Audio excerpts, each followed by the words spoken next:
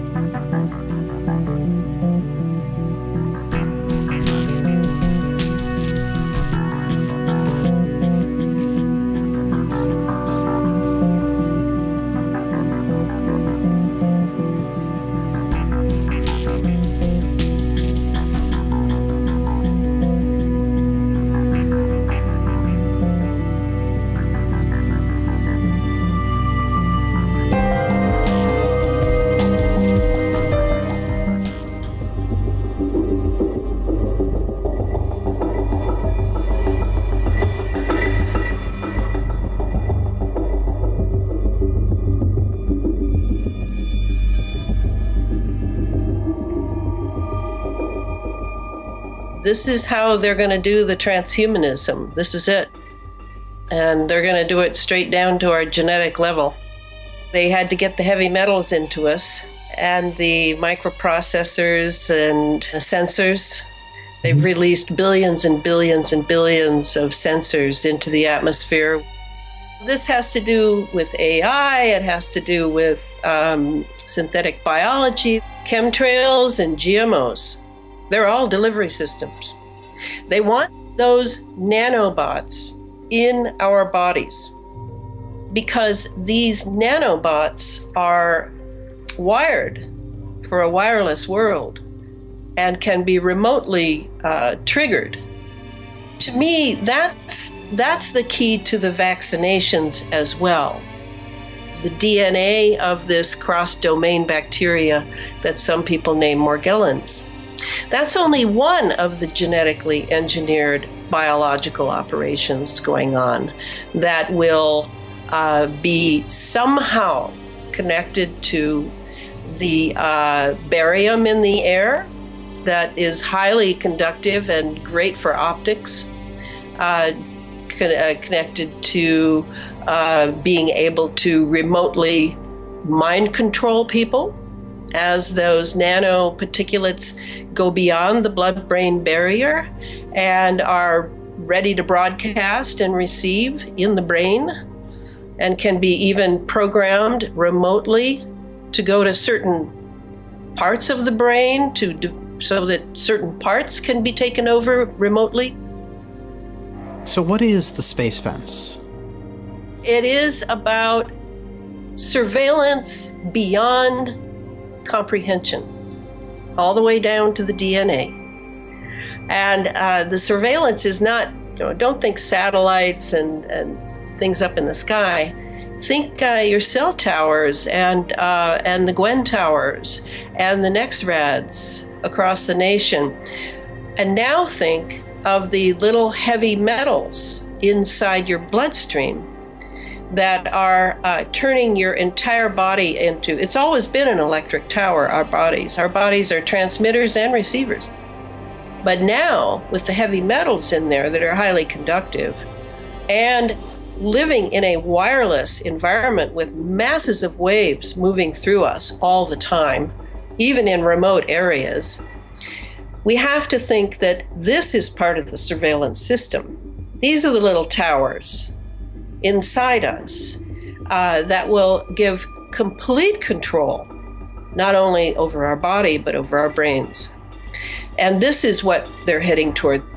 The space fence is very much connected to transhumanism and the so-called singularity that they believe is coming. The utilization of these sounding rockets going up, up, and spewing masses of aluminum oxide over all the populations below and in the lower atmosphere, in the troposphere, and going up into the stratosphere and spewing it up there as well.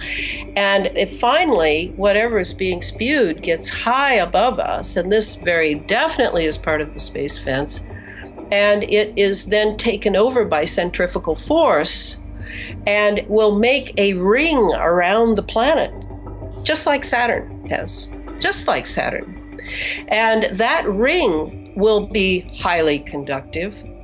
And in between, sandwiched between that ring of conductivity in space and now down in our atmosphere that has been totally ionized by the ionospheric heaters and radar, radio frequency, whatever, sandwiched between those two realms is us.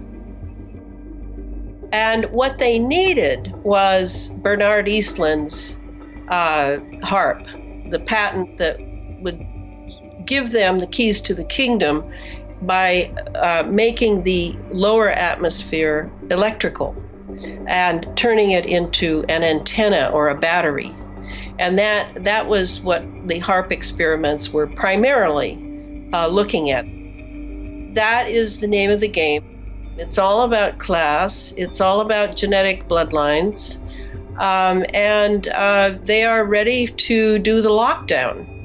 And that's how I look at the space fence, is we're in a planetary lockdown. Vaccinations will soon be required of all adults as well as children. You'll go to prison if you don't.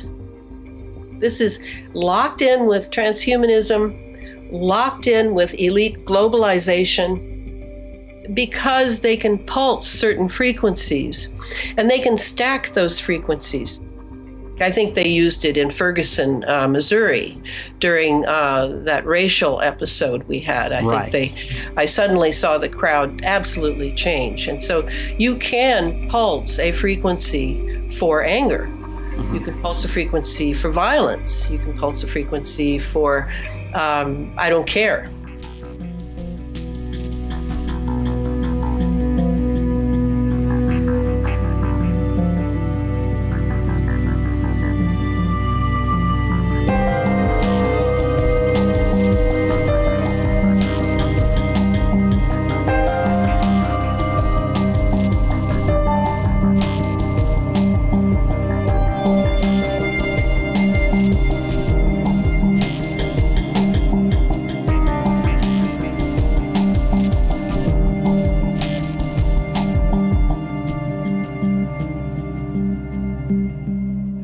Can you see on my laptop these like bacteria with the little tails?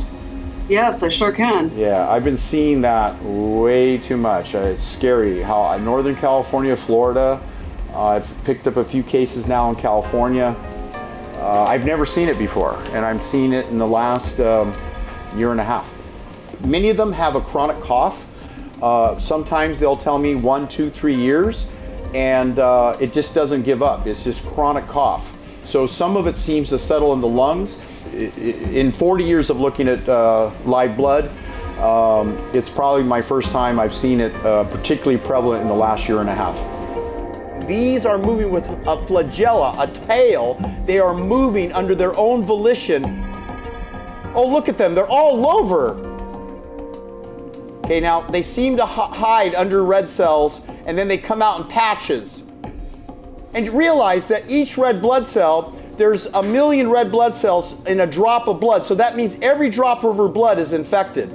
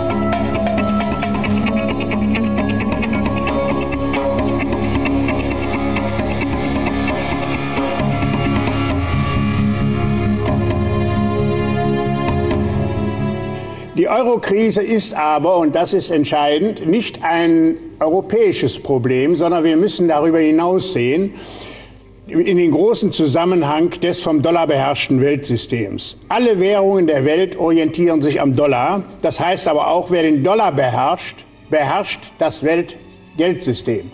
Dabei ist wichtig zu wissen, dass die Federal Reserve Bank eine Privatbank ist und insofern keinen Kontrollen seit 1971 mehr unterliegt, auch keiner Bindung an Gold. Die können drucken, was das Zeug hält, und damit schaffen sie Geld für ihre Eigentümer. Sie haben die Welt gezwungen, diese Leitwährung der Welt als Zahlungsmittel anzuerkennen. Und wer das nicht anerkannte, wurde von heute auf morgen zum Terroristen erklärt und wurde erledigt. Das heißt, hier die Dollarherrschaft geht so lange gut, wie nicht andere Alternativen im Markt auftauchen oder den Dollar schwächen. Und meine Damen und Herren, der Euro war dabei, die Bonität des Dollar in Frage zu stellen oder sogar zu übernehmen. Also musste der Euro kriseln. Will man eine Überschuldung lösen, gibt es nur zwei Wege. Entweder die Schulden werden abgebaut, also die Geldmenge wieder reduziert, oder die Geldwerte müssen entsprechend der gewachsenen Geldmenge angehoben werden. Das eine wäre Rezession, das andere Inflation. Rezession will keiner. Die Amerikaner haben gesagt für sich, besser Inflation als Rezession, und sie drucken wie die Wilden wieder gegen die Rezession an.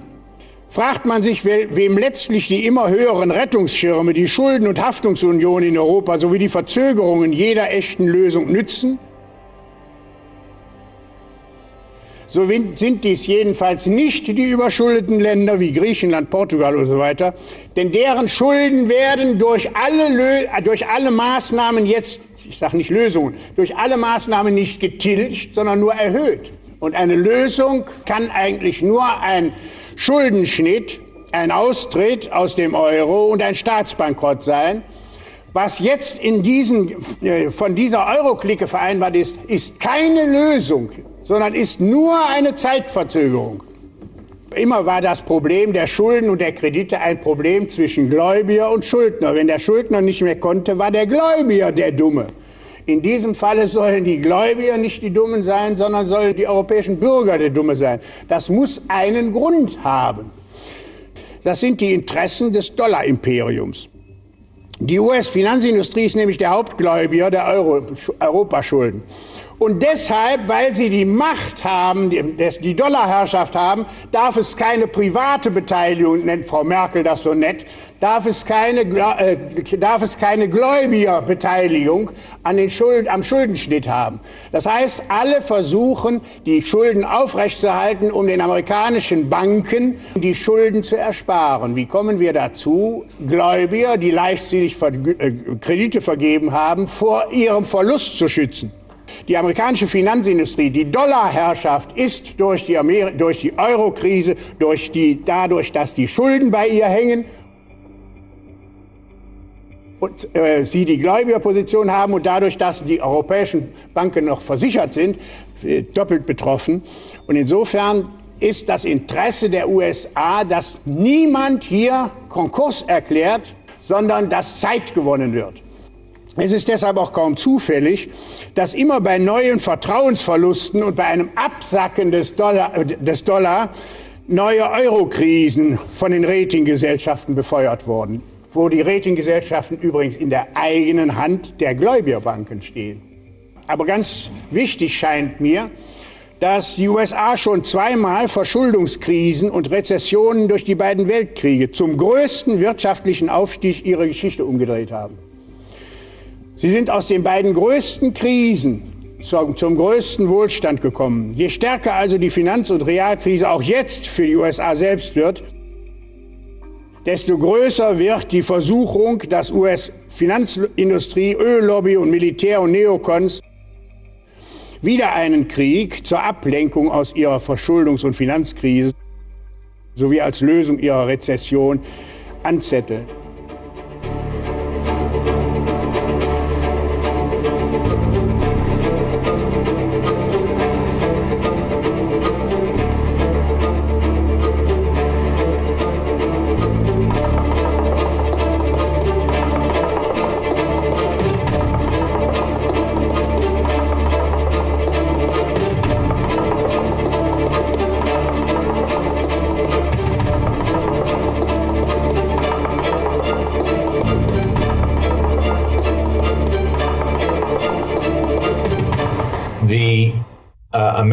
banking systemically dangerous institutions like the Morgans, the Citis, the B of A's, the Goldmans, and the Morgan Stanleys.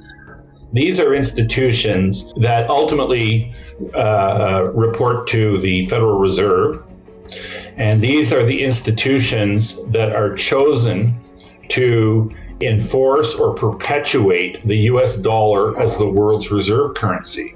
And we live in a US dollar-centric system, or have up until very recently, when a lot of bilateral trade agreements have been struck between the Chinese, the Indians, the Russians, the Brazilians, where they are making arrangements and are building facilities where they can transact directly in their currencies as opposed to the dollar.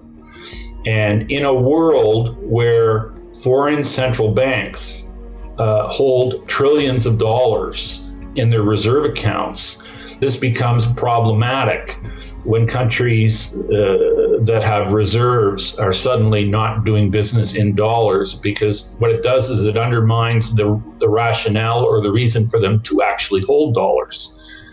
And when they sell their dollars, or if they sell their dollars, the dollars return home. And that can be and will become very, very inflationary in nature, and likely will cause problems in the future. If Deutsche Bank is truly as financially sick as pundits claim, because much of this argument that they're in trouble rests on the size and on the makeup of their derivatives book. JP Morgan's derivatives book probably now is probably much bigger than Deutsche Bank's, because Deutsche Bank has been trimming theirs back dramatically over the last 2 years. If Deutsche Bank is sick from their derivatives book, by extension, it means that Morgan is sick, Citi is sick, B of A is sick, and Goldman is sick, and so is Morgan Stanley, because they all have the same stuff in their derivatives books. Do you think they'll let Deutsche Bank collapse if it's that bad off, or do you think the German government will bail them out, or do you think they will bail in, or do you think maybe they'll find an investor to fund the bank for a little while longer? Well, the way I view it is that if the globalists have determined that the financial system or the financial edifice is not robust enough to continue in its current form, they may very well initiate a collapse of Deutsche Bank, and this way they can blame the Germans. That is sort of a recurring thing with the globalists. I mean, the Second World War was blamed on the Germans. The First World War was blamed on the Germans, which brought on the reparations, which set the stage for the Second World War. And now here we are, we've got a German bank being effectively demonized in the Western press. And I would say the reality of what's occurring with Deutsche Bank is they're being brought to heel. And the reason this doesn't happen to the American banks is that the Federal Reserve views the American banks as the muscle to perpetuate the dollar.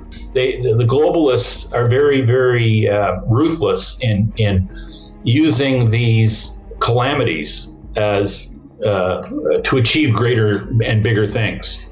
So would I put it past them to collapse Deutsche Bank, as a scapegoat, and to try and hopefully, create a pile of ashes that they can, then resurrect something new, more to their liking from the carnage. Quite possible. But at the end of the day, my worldview is that we are approaching a time where we're going to get a global reset in our financial system anyway. And they may just use this as the trigger to initiate such a thing.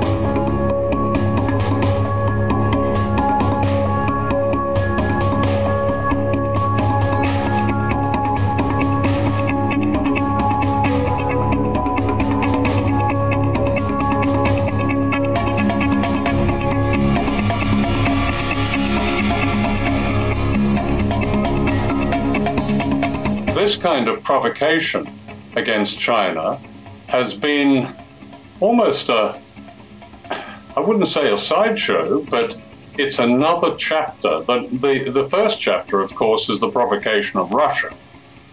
And that is probably the most dangerous.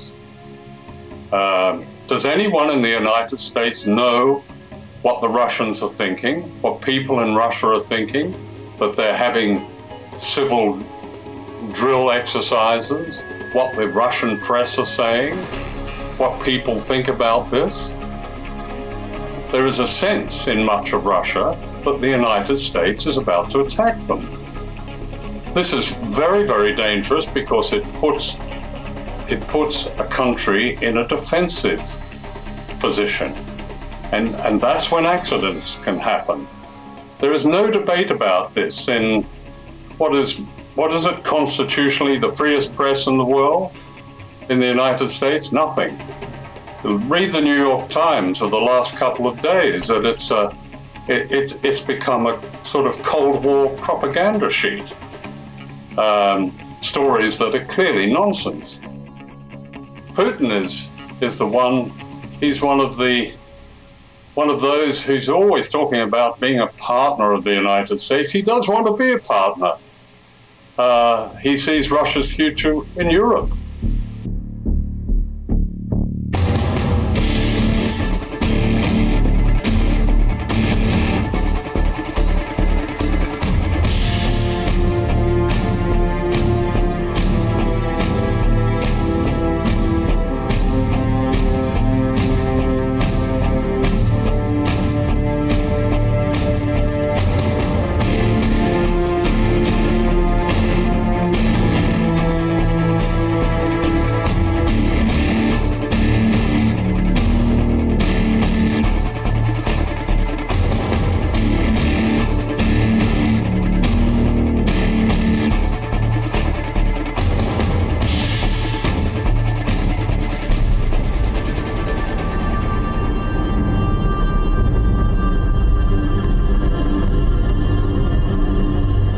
The US Secretary of State, John Kerry, called you Adolf Hitler and Saddam Hussein in the same breath. Does it bother you?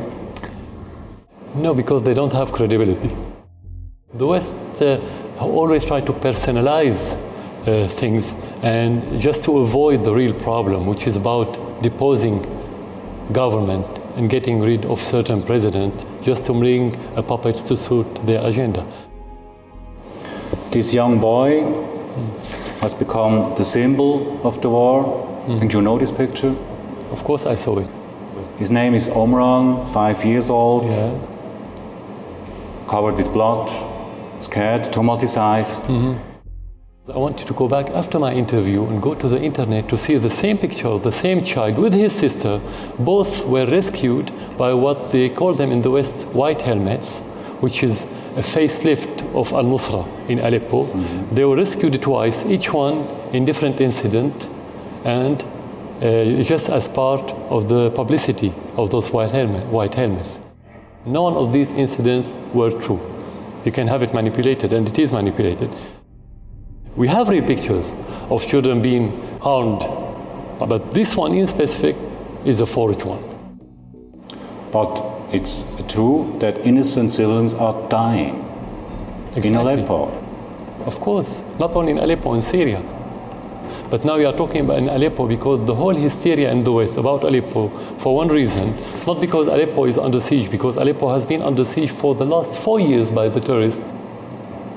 And we haven't heard a question by Western journalists about what's happening in Aleppo that time. And we haven't heard a single statement by Western official regarding the children of Aleppo.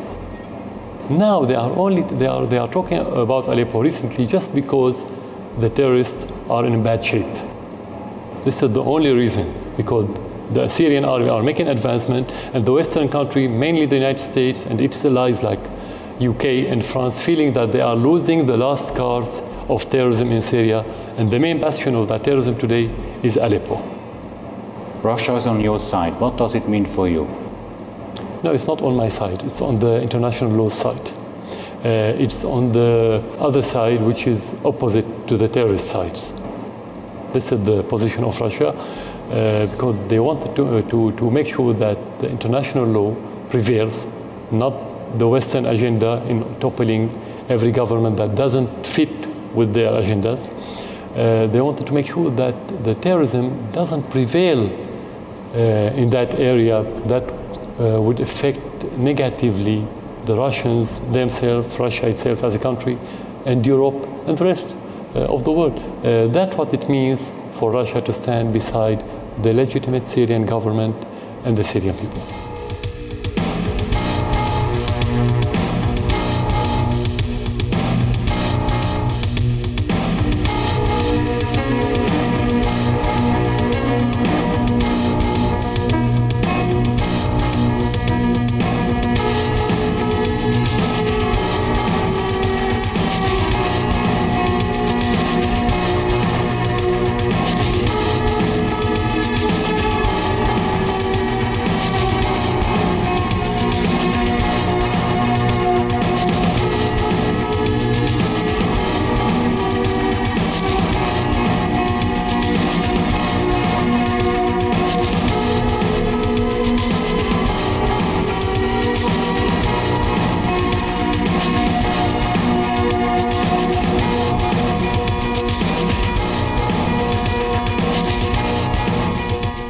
See right now that Russia and Syria, they are ready to remove the Islamic State from that country and get rid of all terrorists.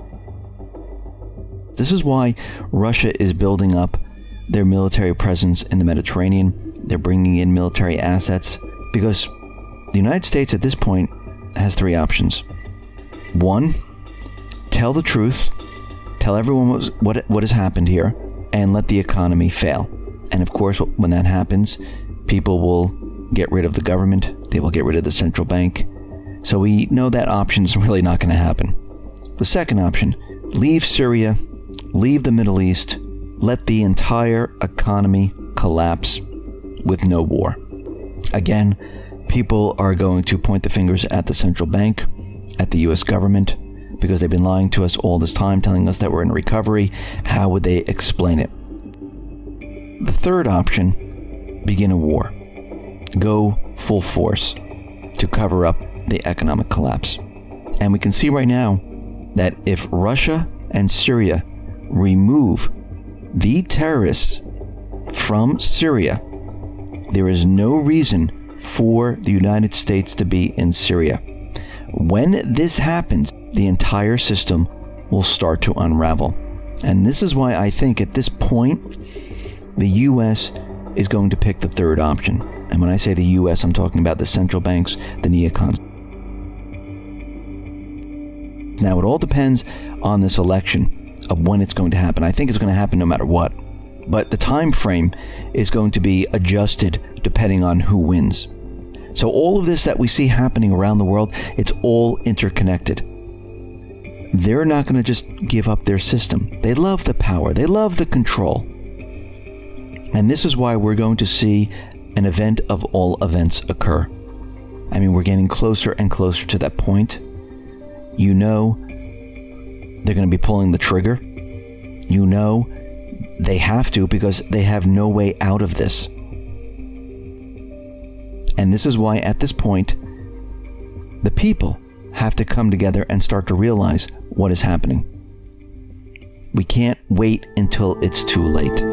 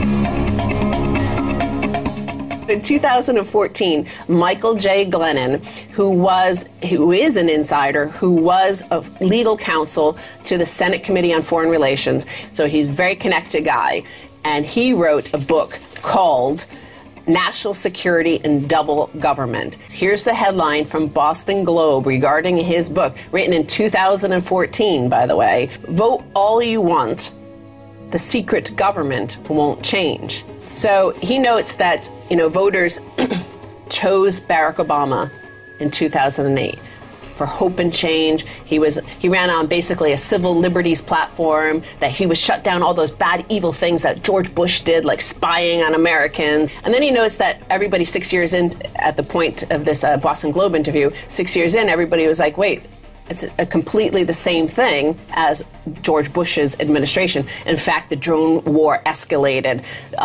Guantanamo Bay was not shut down. The NSA spying became more aggressive. So he says, why did the face in the Oval Office change, but the policies remain the same? Obama could not have changed policies even if he tried, because, he says, of the double government. There's a government that you choose. He says there's the one we elect, and then there's the one behind it. Elected officials end up serving as a mere cover, he says, for the real decisions made by the bureaucracy. So this bread and circuses of the election every 4 years is, just bread and circuses. It's our modern day where we think we have any play in the outcome, and he's saying we don't. What he says when asked how to change the system, he said the ultimate problem is the pervasive political ignorance on the part of the American people and indifference to the threat that is emerging from these concealed institutions. That is where the energy for reform has to come from, the American people, not from government. Government is very much the problem here. The people have to take the bull by the horns, and that's a very difficult thing to do because the ignorance is in many ways rational. There is very little profit to be had in learning about and being active about problems that you cannot affect, policies that you can't change.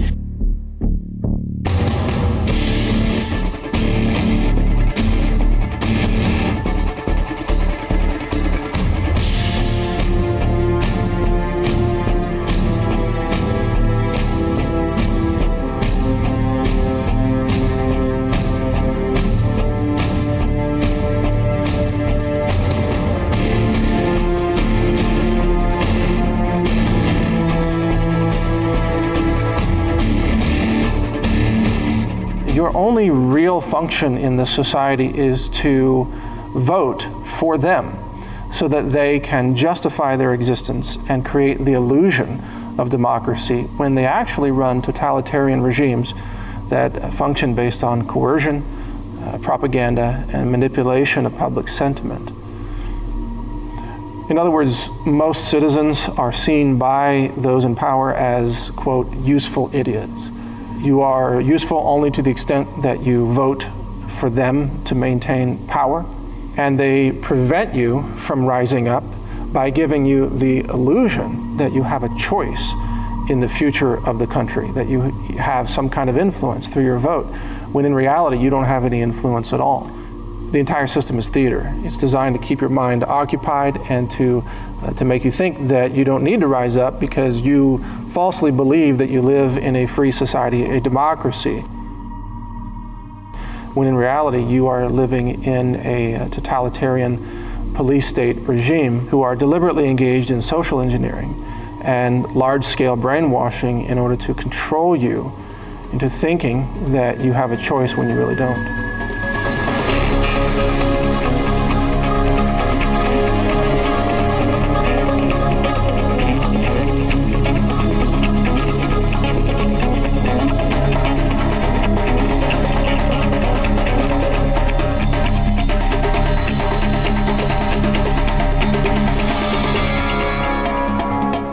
The accusation leveled, of course, at the Russian government is that Trump is their favored candidate. Trump is the one they want to see in the White House come November the 9th, and that Russia is manipulating the election, influencing it, manipulating even public opinion in order to match its own interests.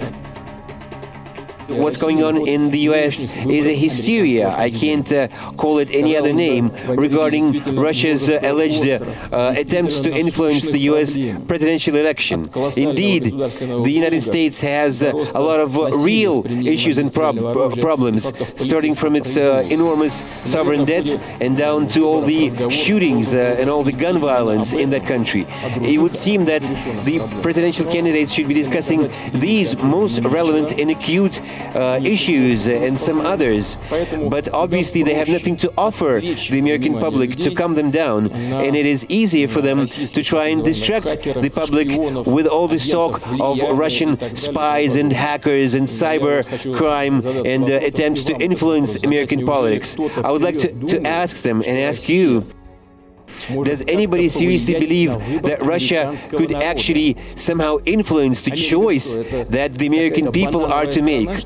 Do you consider the United States to be some kind of a banana republic? The US is a great nation. Correct me if I'm wrong.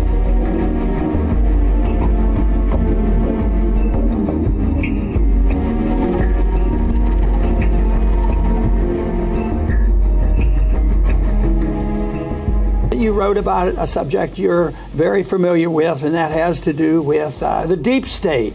And that means where the real action is and who runs things in this country. You giving us your insight into what you think about the significance of our election. Here's one quote. The next president, much like the current president and his predecessors, will be little more than a figurehead, a puppet to entertain and distract the populace from what's really going on. I'm telling you right now, voting is not going to change things. If you look at the debates, they're not talking about any of this. They're not saying, hey, I'm going to make sure that the American people have some input in this election. So we're not hearing any of that. And in my opinion, as I look at the two candidates who are not actually discussing what I would be key issues in this country,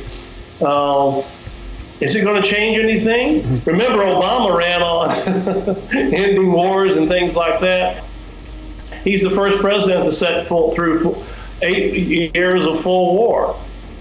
Did he change anything? No. So it's a government run by people behind the scenes, and it's time to wake up and get behind these people out there, and let's stop all this division. They want us fighting. They want the Democrats fighting with the Republicans. Whoever, whatever group fighting. The people who run the government are the moneyed oligarchy, like I said. Yeah, if a president came forward and was really honest, he would say, I'm going to end that. I'm going to make transparency, I'm going to do away with the Federal Reserve. All those things need to be done away with if we're going to have freedom in America. But the point is, it's not going to happen, I'll go back and say it again, unless the American people start demanding it.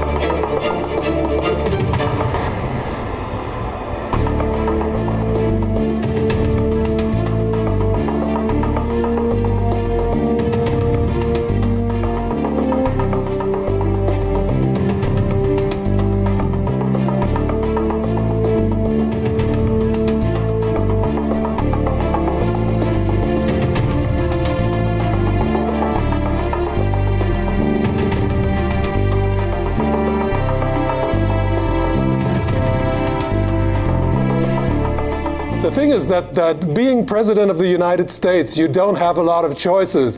You're the head of a big, big apparatus, and that apparatus is steered by Wall Street. So what the president actually has to do is he has to implement the measures that Wall Street wants implemented, and he has to sell them to the people as if they were in their own interest.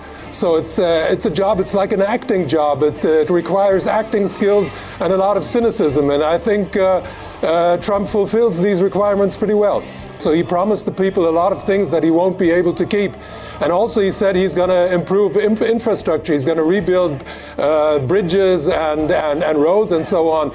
But how is he going to do that with a state debt that runs up to $20 trillion right now? After this short period of euphoria, we're going to see a big sobering up in America. And then I think we're going to see a period of social upheaval because people are going to be really disappointed.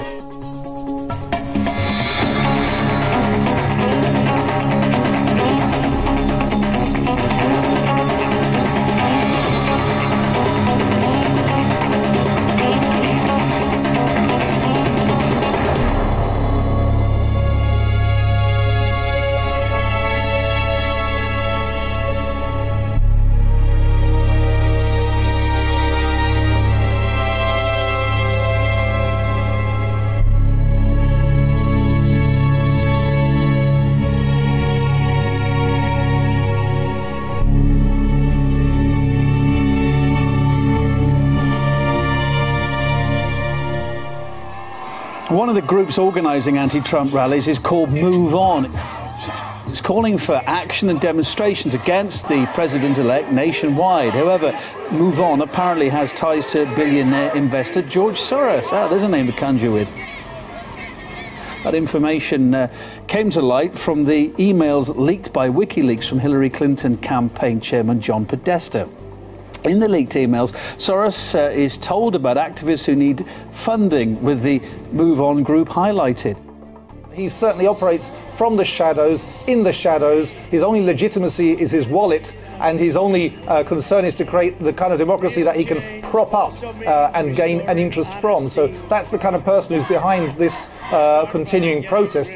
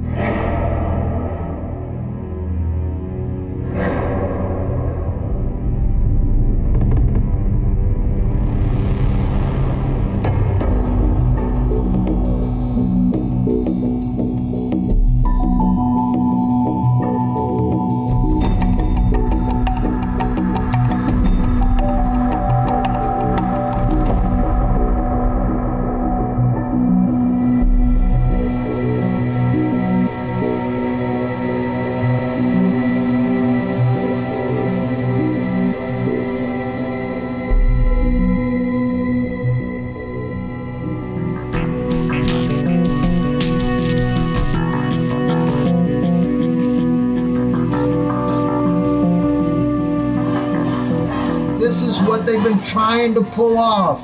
Nationwide riots. They have to disarm the nation. Obama has been working on this for years. Do you think they built these FEMA camps for no reason? No, they built it for situations just like this. Waiting for the riots, waiting to be able to just round you all up and put you in prison. But they're not going to do it yet. They're trying to get the Trump supporters out as well.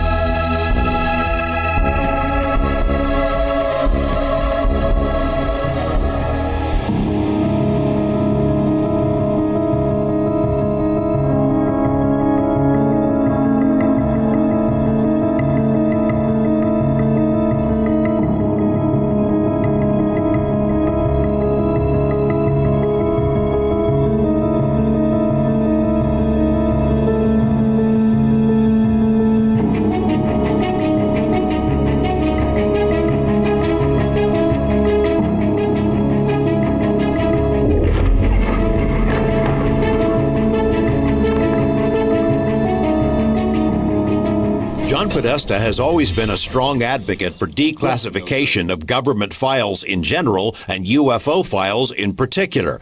These days, Podesta has the ear of another potential president. He's running the campaign for Hillary Clinton. And more recently, conspiracy theorists have suggested there are UFO secrets hidden in Mrs. Clinton's private emails. It comes with the territory.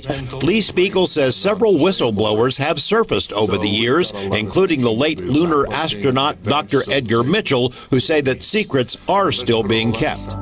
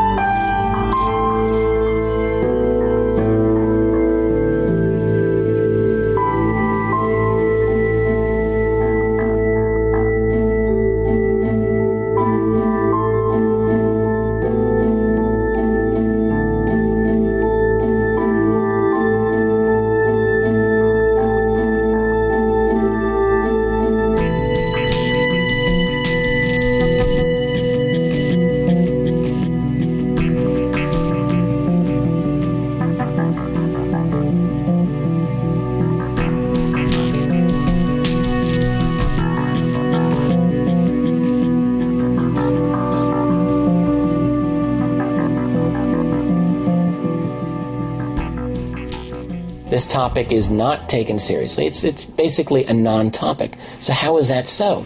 Here's how. It requires an understanding of the relationship between most of the mainstream news media and global intelligence communities. So what that says, that doesn't mean that the CIA controlled everything, but that you have to understand the media acts in certain choke points. So for example, a UFO sighting might get local news coverage, but that doesn't mean that it gets covered on the wire services. That's a very different situation altogether. And skeptics will argue, well, this phenomenon is so big it would have been covered, but really what that betrays is a lack of understanding of how news media has been related to intelligence communities around the world for decades.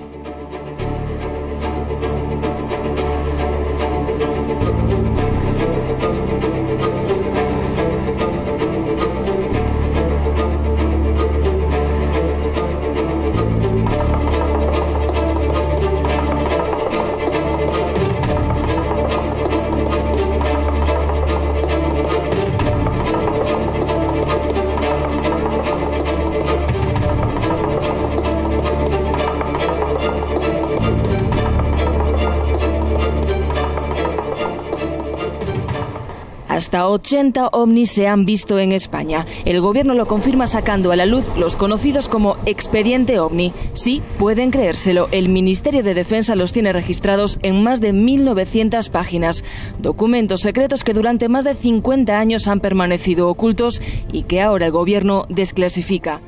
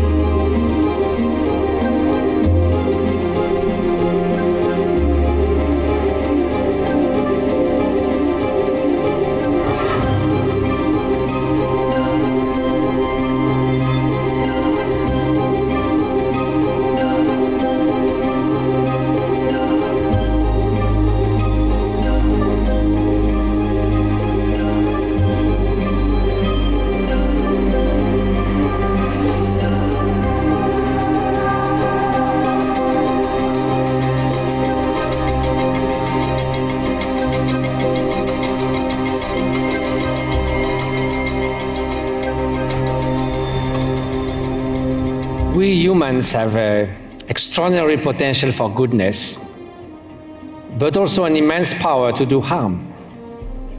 Any tool can be used to build or to destroy.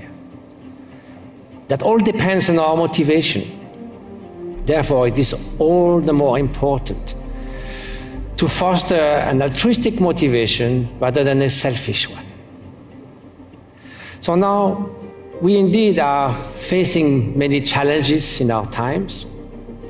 Those could be personal challenges. Our own mind can be our best friend or our worst enemy. There's also societal challenges, poverty in the midst of plenty, inequalities, conflict, injustice. And then there is a new challenges which we don't expect. 10,000 years ago, there was about 5 million human beings on Earth. Whatever they could do, the Earth's resilience will soon heal human activities. After the industrial and technological revolution, that's not the same anymore. We are now the major agent of impact on our Earth. We enter the Anthropocene, the era of human beings. So one of the main challenges of our times is to reconcile 3 time scale. The short term of the economy, the ups and downs of the stock market, the end of the year accounts.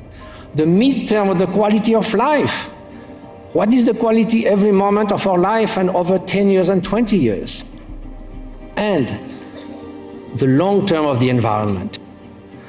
Now, for the last 10 years, I went around the world meeting economists, scientists, neuroscientists, environmentalists, philosophers, thinkers in the Himalayas, all over the place.